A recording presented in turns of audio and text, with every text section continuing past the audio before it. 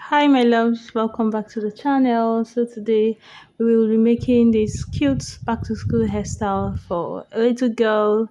This hair is so good because if the child's hair is short, it is very suitable for short hair. It is a very protective hairstyle. Just make sure your hair is well moisturized before wrapping it up in the thread or Brazilian wool or yarn.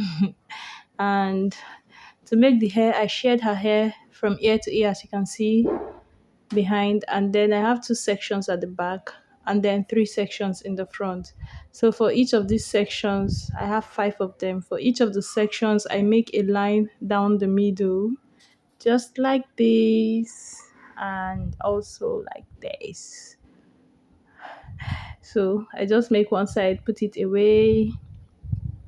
Let's demonstrate it on this side. I share the section into two equal halves and then proceed to make boxes, just small sections all through each of the sides. Wherever you can match up the lines, do so. It will make it look nicer, but with different curves and the shape of the head, if it doesn't work out, fine, but matching up the lines make it nicer.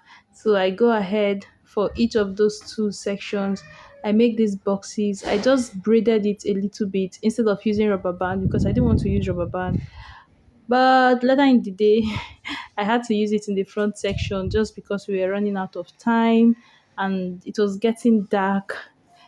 Just for the most convenient time, I used rubber band to section off the hair so that even if she's sleeping, I will be able to complete the hair without making new patterns.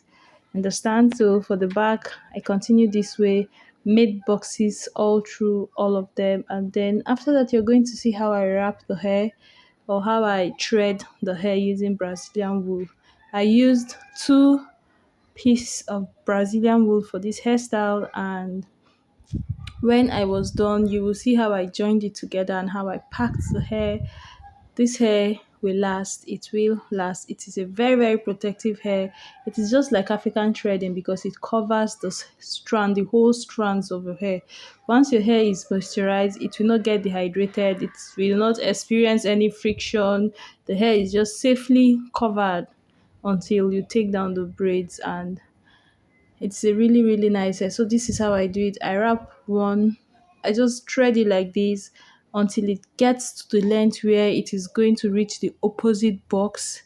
The box directly, not directly opposite, I am crisscrossing it. So once it gets to the length of the box above the one opposite it, I stop and then I wrap them together. Once it gets long, I crisscross it to the other side again, just like that. Then when I get to the end, I join them together, and you're going to see how I finished off the bun, how I made the bun. I had to do it individually so that it's going to come out nice. Just keep watching and you'll see. Thank you so much for stopping by here. If you do not skip the ads, then you'll be helping me make money from this video, and I really appreciate it.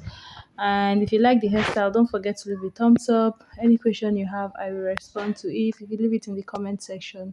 Enjoy.